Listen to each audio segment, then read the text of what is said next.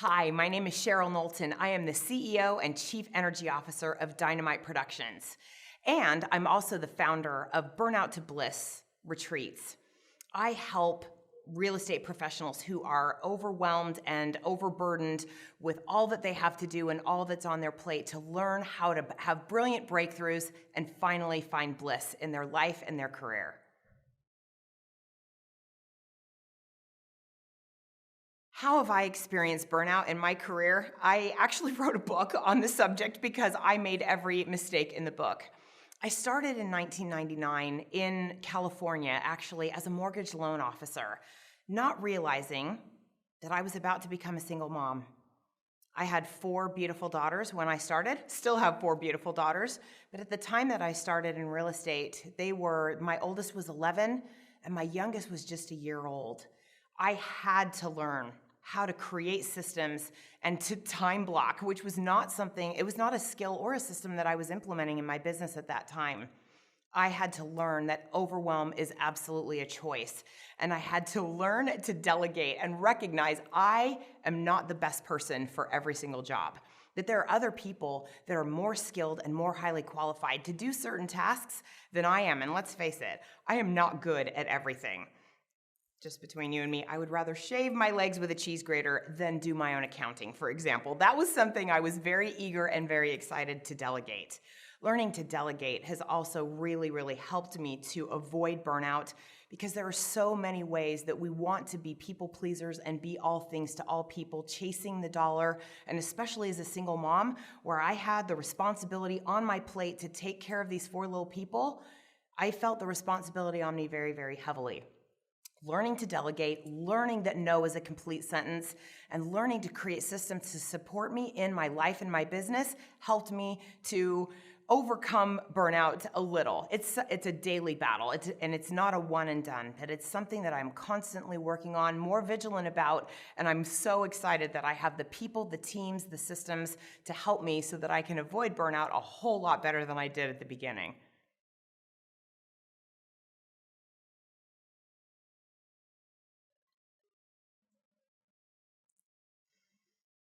Oh my goodness. What is the biggest challenge real estate agents face today? That is such a great question, but ultimately we kind of need to separate it into 2. The first are industry-related problems that we can't do anything about, and I could speak for days and days and days on that subject alone. Really, ultimately, only we can control the person sitting in our own chair, right? Only I can control what happens right here. And the biggest challenge that most agents face personally is a total lack of awareness of what to do with their time. When they're new, they don't know what they should be doing, and they have no idea how to time block and how to actually create a calendar that's going to serve them rather than the other way around. Interestingly, another challenge is that most agents do not have a written business plan. Statistically, only 7% of real estate professionals have a business plan, and correspondingly, shockingly, 93% of real estate professionals don't make it to their 2-year renewal anniversary. That is a statistic, frankly, that keeps me up at night. It is crazy, sad, and pathetic, and I can't help but think that there's a correlation between having a written business plan and having the discipline to follow through and execute on those goals, that vision, that plan that you create for yourself, which requires community, it requires help, it requires support, because obviously more agents would do it if it were, and it's not that it's super hard. Just because something is easy doesn't mean it's simple, right? So I had to have help with that. I had to have a structure in order to create that written business plan, and I'm so grateful that I finally, after 15 years in this industry, finally created a written business plan that absolutely, totally changed my life. But that's a story for another day.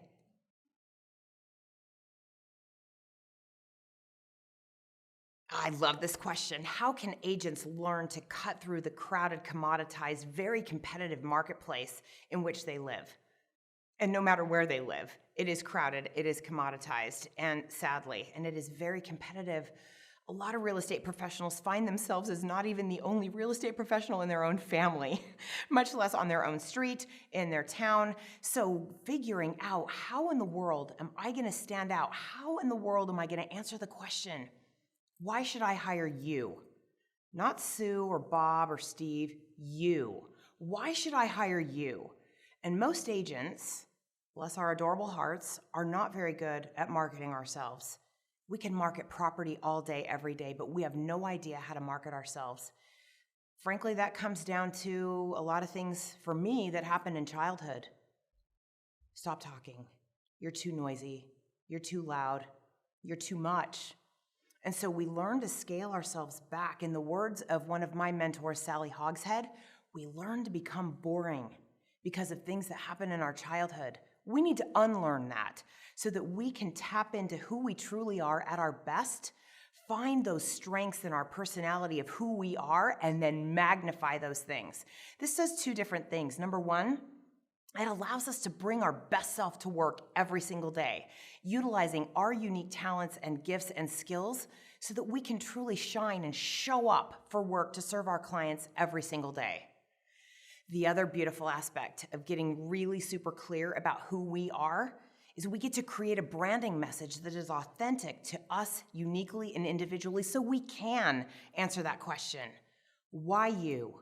Why should I hire you?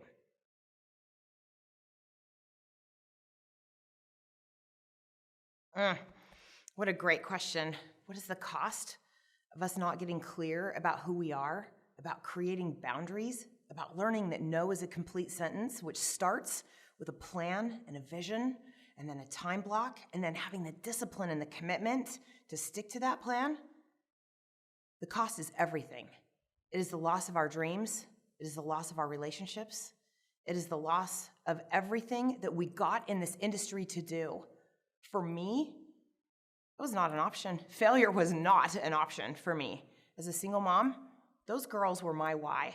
Those girls were the reason that I became educated, that I got the designations that I did, that I became really solidly committed to raising the bar of professionalism in this industry, because that was the only way that I knew how to combine my natural personality strengths and absolutely making certain that failure was not an option. Absolutely, period. The cost is what we call the killer bees: burnout, betrayal, which is betrayal of giving up on our own dreams, and the cost of relationships. One of my favorite agents when I was a branch broker came to me and she said, I'm done. I can't do this anymore. I quit. And I said, what are you talking about? You're amazing. You are truly a gift to your clients and a credit to this industry. How you can't quit? She said, my husband doesn't get it. He doesn't support me. And I said, tell me more about that. She said, I'm working a second job. That's its own problem. And when I go to work, he gets it. He understands that when I go to work at my other job at JetBlue, that I have to be at work at 8 o'clock in the morning and I work until 3. He totally gets it and he supports me. But when I have a plan with him and with our kids to go do something that we've planned for weeks and a client calls, he doesn't understand that my clients come first, always. And I thought, oh my stars, hold the phone. There's your problem. You need to put yourself on your own priority list, first of all. Anytime we fly, we always are told you've got to put on your own oxygen mask first. Self-care is not selfish. Second of all, you have to make your family a priority, and you cannot make them last. I cry if paint dries right, so you cannot make your family last, and you can't put yourself at the end of that priority list. You will burn out if you don't reverse the order. Put yourself on your own priority list, take care of your significant other and your children, and then your clients come next. And if you'll remember to keep your relationships in the right order of priority and have the discipline to follow through no matter how big the transaction, even if it's a cash buyer from California, you won't burn out if you put your priorities in alignment. I get often asked the question, do I have to be cutthroat in order to survive and succeed in real estate? Or is there a community of individuals who really truly are committed to raising the bar of professionalism in this industry and becoming more deeply and truly committed to excellence, to serving our clients at the highest level, And the answer is absolutely not. You do not have to be cutthroat. Please don't be cutthroat. The perception of us as a collective group, as realtors, as real estate professionals, is not good. Right up there with used car salesmen and politicians in any given year, which nobody wants that. We don't want to be grouped in with them. We're viewed as transactional. We're viewed as salesy, and that's not good. And that we only care about ourselves, we only care about the deal, and we only care about the transaction.